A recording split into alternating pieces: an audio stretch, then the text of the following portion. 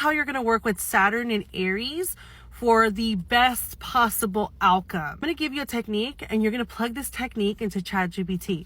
To understand what's happening, you need to take a look at the heavenly bodies. Saturn is the planet of discipline.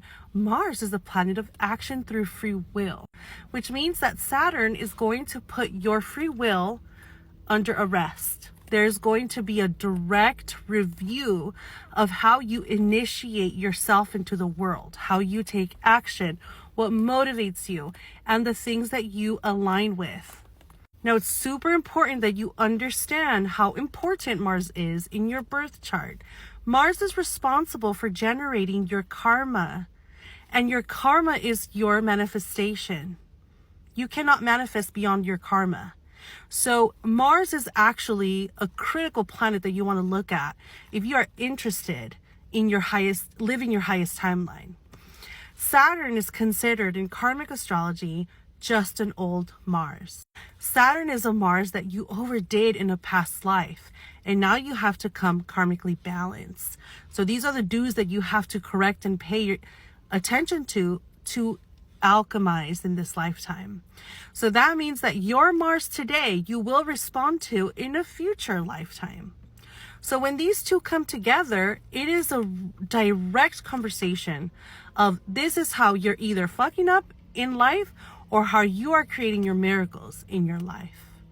So with this understanding, now you can see the importance of understanding your Mars sign. Your Mars sign is critical to how you develop and are progressing through your karma in real time in 2025. When a client comes to me going through a crisis, going through bad luck spells, can't seem to get a break, shit out of luck, the first thing I look at is their relationship to Mars. What is Mars doing in their chart? And how is it coming up through them? Intervention points. Moving away from karmic astrology, it's a general practice. General practice in the world of professional astrology is if a person is in a crisis, you reset them at the 0 degree point of Aries. Aries at 0 degree points. And that's where Saturn is right now. Aries represents the reset to anything because that is how you are living your life. So immediately, yes, it's important to know what house Saturn is in for you. So you need to know what house Saturn in Aries is in. But what you really need to do is this technique. If you've seen me on live streams, I've been doing this for you guys. You need to get your Mars sign and your rising sign and see how they get along.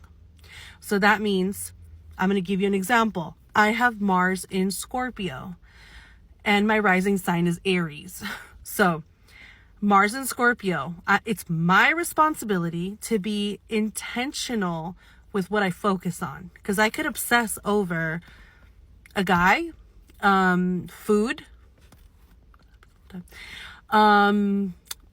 astrology, myself, personal development, the gym, right? I get to choose the octave in which I put my attention to.